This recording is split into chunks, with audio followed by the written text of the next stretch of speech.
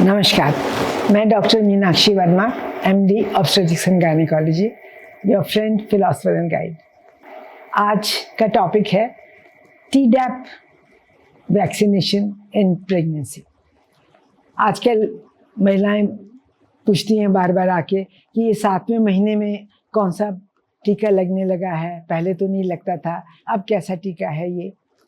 तो इसके बारे में आपको बताते हैं कि ये जो एक कॉम्बिनेशन ऑफ 3 वैक्सीन्स है, इसमें टेटनस है, इसमें डिफ्थीरिया है, इसमें पर्ट्यूसिस या काली खांसी का टीका है। इसमें टेटनस का तो फुल डोज होता है, लेकिन डिफ्थीरिया और काली खांसी जो पर्ट्यूसिस है उसका हाफ डोज रहता है। आपने सुना होगा जैसे छोटे बच्चे 2 महीने पे उनको डीपीटी वैक्सीनेशन लगता है, उसमें भी यही 3 कॉम्बिनेशन रहते हैं, डिफ्थीरिया, पर्ट्यूसिस और टेटनस।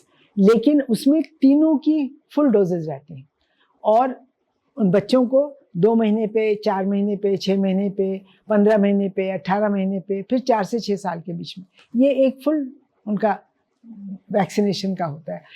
उसके बाद जब बच्चे बड़े हो जाते हैं तो करीब 11 से 19 साल के बीच में या 18 साल के बीच में टीडी वैक्सीन लगती है, जिसमें सिर्फ टेटनस है और डिफ्थीरिया है। उसमें पर्ट्यूसिस वैक्सीन नहीं होता और उसमें डिफ्थीरिया का भी हाफ डोज होता है। और उसके अलावा फिर हर 10 साल पे ये टीडी वैक्सीन लगना चाहिए कायदे से सभी एडल्ट्स को, या फिर कभी बहुत इन्फेक्टेड वूंड हो जाए, कोई रोड एक्सीडेंट हो जाए या उस तरह का भी कोई सिचुएशन आए तो फिर वो बीच में भी कभी लग सकता है। अब हम जिस वैक्सीन की बात कर रहे हैं, ये टीडैप वैक्सीन की, ये वैक्सीन जो है इसमें टेटनस तो है ही, लेकिन साथ में डिफ्थीरिया और पर्ट्यूसिस भी है। ये क्यों अब देने लगे हैं? अभी तक तो ये था कि टेटनस के 2 इंजेक्शंस लगवाती थी गवर्नमेंट, उसके बाद कुछ नहीं होता था। अब फॉक्सी जो हमारा एक ऑल इंडिया ऑर्गेनाइजेशन है गायनेकोलॉजिस्ट का, उसने 2014 में ये रेकमेंड किया है कि ये टीडैप वैक्सीन महिला को 3rd ट्राइमेस्टर में लगना चाहिए, 28 से 36 हफ्ते के बीच में। तो 28 हफ्ते करीब 6.5 महीने होते हैं, तो 6.5 महीने के बाद ये लगाते हैं। क्यों लगाते हैं? क्योंकि इसको लगाने से महिला के शरीर में टेटनस तो उसको पहले से लग रहा है तो उसके एंटीबॉडीज हैं, लेकिन डिफ्थीरिया और पर्ट्यूसिस जो काली खांसी है उसकी भी एंटीबॉडीज बन जाती हैं और वो एंटीबॉडीज बच्चे को ट्रांसफ़र हो जाती हैं। तो अगर प्रीमेच्योर डिलीवरी भी हो जाए, मान लीजिए 7 मंथ में आपने इंजेक्शन लगाया और 8th मंथ में डिलीवरी भी हो गई, तो भी बच्चे को वो एंटीबॉडीज़ मिल जाती हैं। और ये हम जब बच्चे को उसको अपना वैक्सीन मिलेगा तब तक तो 2 महीने का टाइम हो जाएगा, तो ये फर्स्ट 2 मंथ्स को कवर करने के लिए ये इंजेक्शन मदर को लगाया जाता है।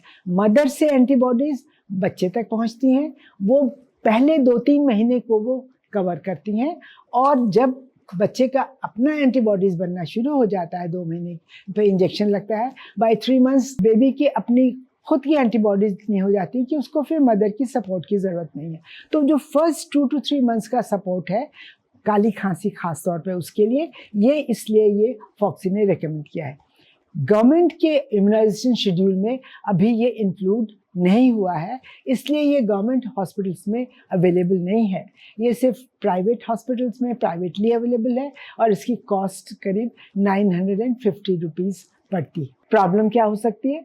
जैसे कोई भी वैक्सीन लगाते हैं उसके बाद कभी माइल्ड फीवर हो सकता है, बॉडी एक मेलेज हो सकता है, हेडेक हो सकता है, कभी नौजिया, वॉमिटिंग, डायरिया, पेट में दर्द, इस तरह की प्रॉब्लम भी कभी कभी हो सकती हैं। या जहाँ पे इंजेक्शन लगाया इंजेक्शन साइट पे थोड़ा सा स्वेलिंग या रेडनेस हो गई है, इस तरह के ये माइल्ड से साइड इफ़ेक्ट्स होते हैं, but they are not side effects which can cause any problems of any sort. अगर महिला कहती है कि मुझे तो 2 इंजेक्शन पहले भी लग चुके हैं, उसके बाद भी मुझे आप क्यों टेटनस का 3रा इंजेक्शन लगा रहे हैं 7वें महीने में, तो उनको यही बताना है कि 2 इंजेक्शन्स लग गए हैं, उसके बाद भी आपको ये 3rd इंजेक्शन लगना चाहिए, क्योंकि टेटनस का अगर लग जाएगा तो कोई प्रॉब्लम नहीं है, तीसरा इंजेक्शन, पहले तो 3 ही इंजेक्शन लगाते थे, लेकिन साथ ही साथ it will give protection to baby for diphtheria and for pertussis या काली खांसी। टेटनस का इंजेक्शन आज इतना ज़्यादा सबको लग चुका है क्योंकि ऑलमोस्ट हम कह सकते हैं कि न्यूबॉर्न्स में जो टेटनस है वो एक तरह से ख़त्म ही हो गया है, इरेडिकेट हो गया है। एक ज़माना था जबकि न्यूबॉर्न्स में टेटनस इतना ज़्यादा होता था क्योंकि मदर्स को लगता नहीं था इंजेक्शन और डिलीवरी की कंडीशंस बहुत अच्छी नहीं होती थी, तो उसमें उस वक्त टेटनस का इन्फेक्शन हो जाता था, तो मदर को भी टेटनस का चांस रहता था और बच्चों को तो नियोनेटल टेटनस काफ़ी ज़्यादा होता था। तो जिस तरह से हमने ये टेटनस को पूरी तरह से उसका उन्मूलन कर दिया है, उसी तरह से ये जब Tdap वैक्सीन लगता है तो इसमें फिर आपका जो काली खांसी है या डिप्थीरिया है वो भी पूरी तरह से इरेडिकेट जड़ से निकल जाएगा। पूरी समाज में ही, सोसाइटी में ही इसी एफर्ट्स के लिए ये इंजेक्शन को रिकमेंड किया जाता है। मुझे उम्मीद है कि आपको ये इन्फॉर्मेशन अच्छी लगी होगी। अगले हफ्ते एक नए टॉपिक के साथ मिलेंगे, तब तक के लिए नमस्कार।